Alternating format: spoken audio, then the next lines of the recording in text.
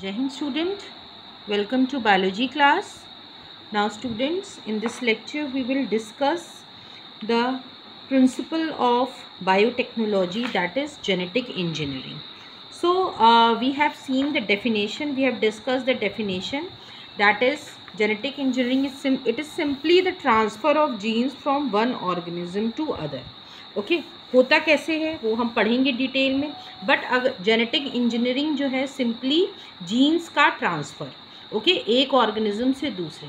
अब अगर जो जीन ट्रांसफ़र है that is occurring between different species, means अलग स्पीशीज़ है बिल्कुल, ठीक है, दो अलग स्पीशीज़ के बीच में जीन ट्रांसफ़र हो रहा है, देन अ जेनेटिकली मॉडिफाइड ऑर्गेनिज्म, ठीक है, वो प्रोड्यूस होगा जेनेटिकली मॉडिफाइड, जिसको हम बोलेंगे transgenic organism, and it can also be called GMO. This is the abbreviative form of genetically modified organism.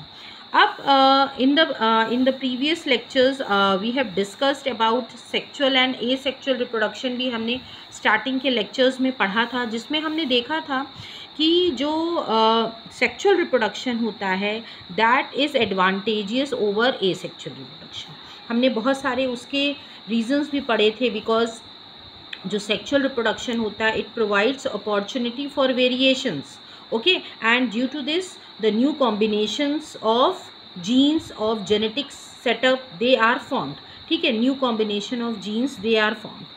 But as compare to asexual में क्या होता है, जो भी रिप्रोडक्शन होता है it preserves the genetic information जो है that there is no change in that, simply बस ये ट्रांसफ़र हो जाती है without any change, okay. But sexual reproduction जो होता है वो वेरिएशन को परमिट करता है, okay. Then we have also seen hybridisation हमने पढ़ा था प्लांट्स में, जिसमें प्लांट्स में भी एंड एनिमल्स में भी, ठीक है, हमने उसके कुछ स्टेप्स पढ़े थे कि how the hybridisation takes place. But उसमें क्या था कि अनडिज़ायर्ड जीन्स भी होते हैं, they are also transferred along with the desired gene. But the techniques of genetic engineering की अगर हम बात करें, ओके, उसमें जो है ये सारे लिमिटेशंस ये सब ओवरकम कर दी गई. मींस हाँ वही डिज़ायर्ड जीन ही ट्रांसफ़र होगा जो कि हमें चाहिए, okay, that desired gene, okay. Undesirable genes जो हैं they are not at all transferred, okay. So the techniques of genetic engineering and these techniques it includes, अब ये क्या क्या इंक्लूड करेगी, सबसे पहले रिकॉम्बिनेंट डीएनए. एक रिकॉम्बिनेंट डीएनए का बनना मींस दो अलग अलग जो है डीएनए लिए जाएंगे, उनको मिलाया जाएगा. देन क्लोनिंग होना and finally the gene transfer takes place, ठीक है. ये जो है प्रोसेस है जेनेटिक इंजीनियरिंग का, how this occur, okay. So ये सब कुछ हम पढ़ेंगे डिटेल में. अभी एक overview we are just taking कि जेनेटिक इंजीनियरिंग में क्या क्या जो उसके बेसिक स्टेप्स हैं, क्या क्या यूज़ होता है, ओके. नाउ थोड़ा सा आगे मूव करते हैं.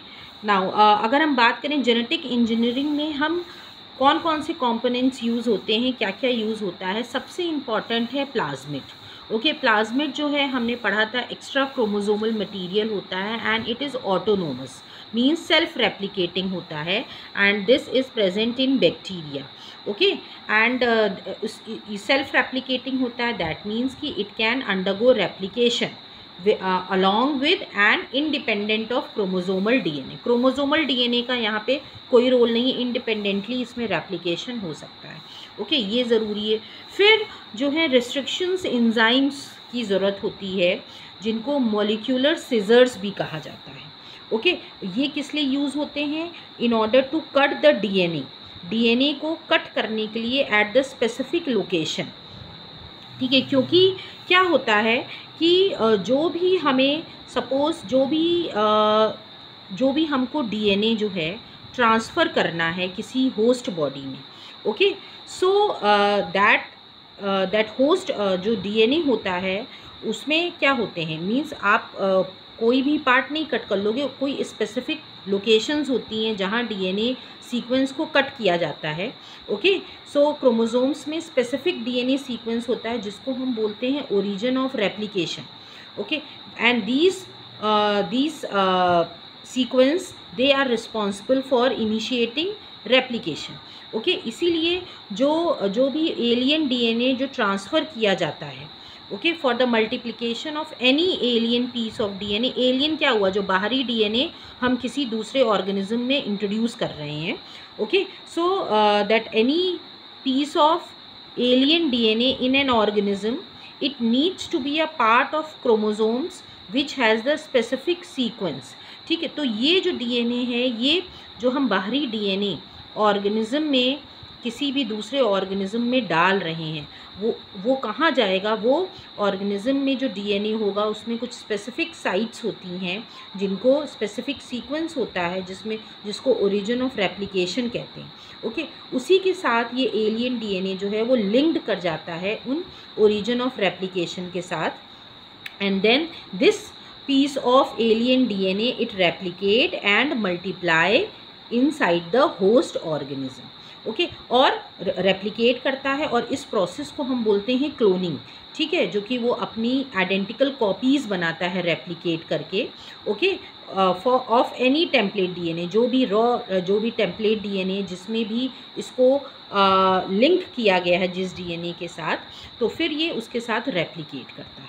ओके, ना अब इसमें एक चीज़ तो हमने पढ़ी। Okay, molecular scissor restriction enzymes जो कि किस लिए यूज़ होते हैं? स्पेसिफिक लोकेशन में डीएनए को कट करने के लिए। ठीक है, क्योंकि जो होस्ट का डीएनए है उसको भी कट किया जाएगा। Okay, and then that alien DNA will be linked, और ये जो लिंकिंग होती है that is done by ligase. Ligase जो होता है, ligase it is another type of enzyme, DNA ligase. Okay, and that is used to link the two ends of the DNA.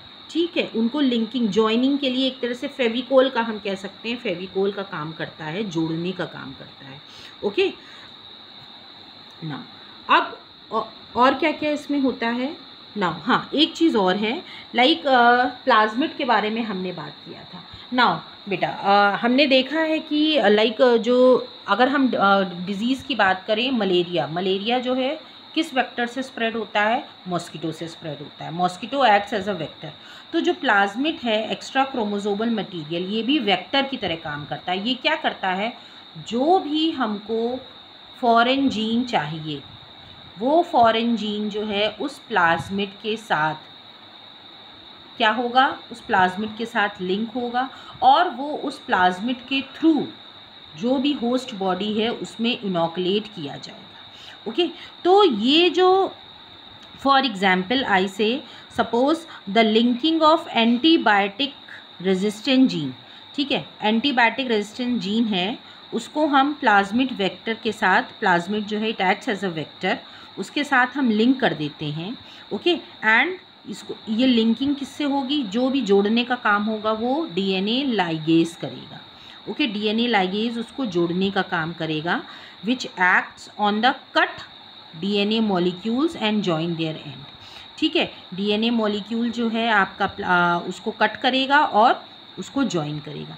अब ये जो बनेगा सर्कुलर ऑटोनॉमस रेप्लिकेटिंग डीएनए, ये कहलाएगा recombinant DNA. और डीएनए, रिकॉम्बिनेंट डीएनए क्या होगा? The plasmid containing the required DNA जो कि हमें ट्रांसफ़र करना है। ठीक है, रिक्वायर्ड डीएनए जिसमें वो जीन्स हैं जो कि हमें चाहिए और जो कि हमें होस्ट बॉडी में ट्रांसफ़र करने। लेकिन ट्रांसफ़र करने के लिए यहाँ पे एक किसी टूल की ज़रूरत होती है, एक वेक्टर की ज़रूरत होती है, और वो वेक्टर क्या है? प्लाज्मिड है। ओके, तो प्लाज्मिड के साथ उसको लिंक किया जाएगा with the help of enzyme DNA ligase. Okay, और लिंक करने के बाद जो एक सर्कुलर कॉम्बिनेशन बनेगा, मींस क्योंकि प्लाज्मिड जो है सर्कुलर ही होता है, उसको पहले कट किया गया प्लाज्मिड को, फिर उस जगह जो भी पोर्शन हमने कट किया उस जगह हमने क्या किया? एंटीबायोटिक रेजिस्टेंट जीन वहाँ पे जोड़ दिया उस प्लाज्मिड में। ठीक है, now this recombinant DNA this is known as, and now it is ready.